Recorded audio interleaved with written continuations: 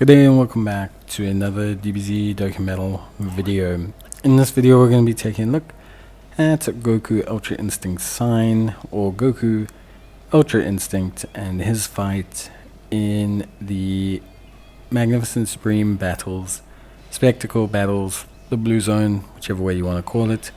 And yeah, obviously this has finally come to global, so has the Goku and Frieza fight. I'm sure everyone's looking forward to it. But as always with events that come to global quite a bit later than when they come on the JP counterpart, we have already caught up to JP, and they're 3 or 4 months after this event had the worldwide celebration, which is with units that are facing content harder or are designed to take on this event, and generally speaking have a lot more options. So for us, doing these events is not so hard, still challenging, of course. I think these blue zones and red zones are always challenging. Even if you go back and do some of the older ones, yes, they're not as challenging as they used to be, but they are still really fun. Like, they're good, strong, challenging fights. I was doing the Frieza one the other day for the countdown to 10th anniversary missions, and yeah, that one went great. It was a lot of fun. It was really cool. Yeah, I didn't have to use items or anything like that, but I mean, it was cool. Like, we did the inevitable showdown missions. Yeah, those were quite challenging and everything. So I think, yeah, like, ultimately, yeah, as much as like obviously events always get scaled down eventually through power creep and everything, I think like it's always nice to get the events, and these are still very challenging. It's not like they've been completely aged down at all, especially if you don't have the absolute best of the best. I mean, I am using a top tier team here. Probably, at least for me, the best team in the game. Some people don't like to say that. I personally find them the best. Do understand that some people don't, but for me personally, it is the best team.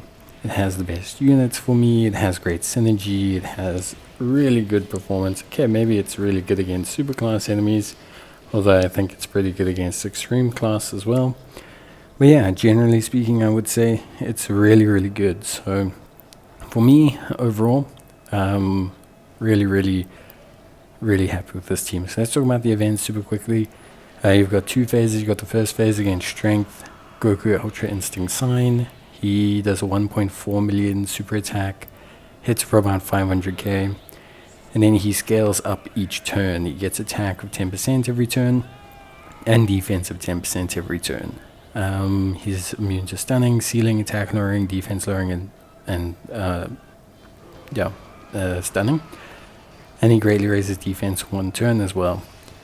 Now overall, this first phase isn't too bad. It's a little bit of a warm-up for the second phase, but definitely starts out a bit stronger than some other blue zones or red zones would. It's not like a straight up super duper easy fight, but it is obviously still doable, in general.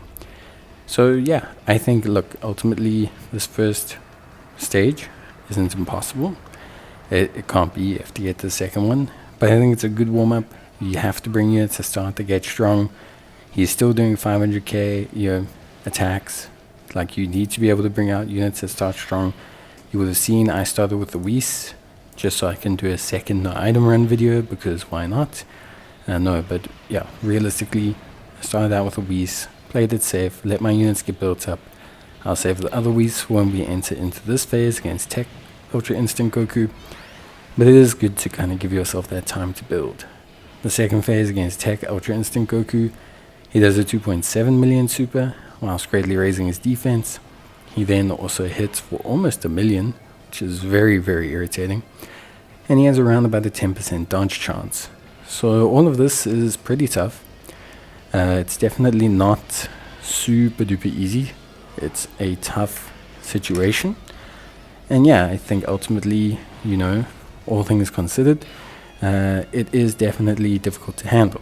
It's not an easy situation.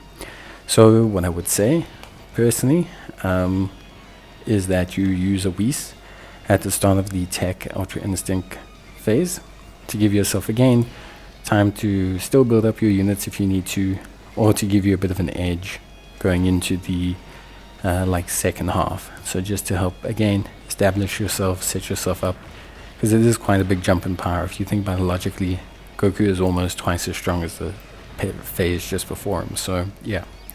Other than that, he doesn't do anything weird. There's no mechanics or anything or gimmicks or anything outside of that. So yeah, now in terms of team, I went for unstoppable power. What does that mean? Why did I go unstoppable power? Well, because that means that I get to use Buuhan and Janemba. So how I work my teams is if I don't want to use Buuhan and Janemba, I'll use movie bosses. If I want to use Buuhan and Janemba, I use unstoppable power, and that's about it. Tech Broly and Int Broly are both very, very good. There's a reason why I went with Int Broly, and it's because the second phase is against Goku Ultra Instinct, who is, of course, Tech type. So worst case scenario, I could always have the Int Brolys act as pseudo tanks in very important situations. So we have double Int Brolys, we have Janemba, we have Buuhan.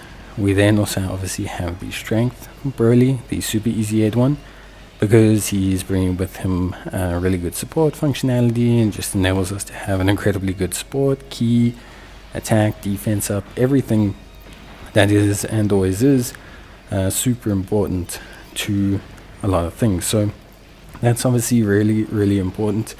Then, aside from that, not too much. So we have Tech Broly.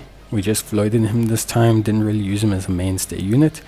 No real reason, just wanted to obviously let Buuhan build up with Janemba. Could definitely have used him as a first star tank on the other rotation, but because our attack and our defense and our damage and everything was scaling at a good rate, we didn't really have any major problems.